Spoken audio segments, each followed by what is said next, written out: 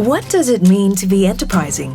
Well, it's many things. It's a process of translating an idea into reality by applying knowledge and creativity. It also means being flexible and bold, responding to new challenges in a positive way.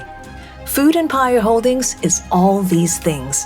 The group is helmed by founder and executive chairman Tan Wang Chiao and group CEO and executive director Sudip Nair.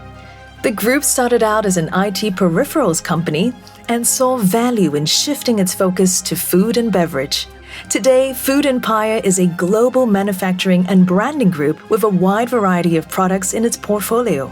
The company's proprietary brands include Mac Coffee, Cafe Pho, and Orion Bites, amongst others. Mac Coffee has been consistently ranked as the leading 3-in-1 instant coffee in the group's core markets of Russia, Ukraine, and Central Asia. So how did the group achieve commercial success in these perhaps unusual markets? Soviet Union collapsed in 1991. The Berlin Wall came down in 1989. And the place there was actually full of opportunities at the time because many people were looking for goods coming from overseas. So we are then basically leveraging on this opportunity, and we moved on to start this business over there. And so in 1997, we bought into one of the factories that produced the products for us. And in the year 2000, we actually listed the company. Instead of diversifying its business further, the group saw potential in building its coffee mix business, particularly in the fast emerging markets of Russia, Ukraine, and Kazakhstan, a process that's almost 3 decades in the making. The market is very huge. I mean, we have a population base of, in Russia, about 150 million people, and the whole entire Commonwealth independent states having about close to 250 million people. So the market is big enough for us to try with new SKU, new products, and then penetrating in the marketplace. So at the beginning, of course, it was very, very difficult. We had to do a lot of marketing and then a lot of promotion on the ground, etc. But we have managed today to achieve more than 50% market share in many of the countries over there. If there's anything the group has mastered really well, it's the art of knowing its customers. The group's localized marketing strategies has allowed it to grow exponentially over the years.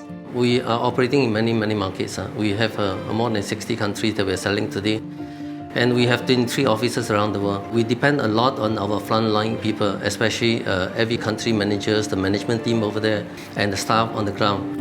The COVID-19 pandemic, with lockdowns and enforced remote working, forced the group into a rethink. The COVID that came to us as a phenomenal situation whereby we had never faced before. And we have a lot of restriction of movement on the ground, and we have some lockdown in certain countries and so on. So we cannot deliver food products, we cannot do promotion on the ground, and everything has to be done on Zoom call and all that. But despite that, we understand one thing: people have to eat and they have to drink, and therefore the market is always there. The question is how to get it delivered to the consumers. So we find all sorts of ways, whether we do it online, we do it offline, we just know that the market is always there. The only thing is that once the restriction comes down, the next thing is we just try to make sure that we have sufficient stocks on the ground, and then we try to do all sorts of other promotions offline and online, and then whatever that is possible, so that we are able to continue to promote our brand to the marketplace. Indeed, the efforts paid off. In 2020, the group reported a record profit of $26.5 million. Today, Food Empire is recognized as one of the top 100 most valuable Singaporean brands. The group ranked 53rd, and its brand value was estimated at $81 million in 2020. So what does it mean to be enterprising?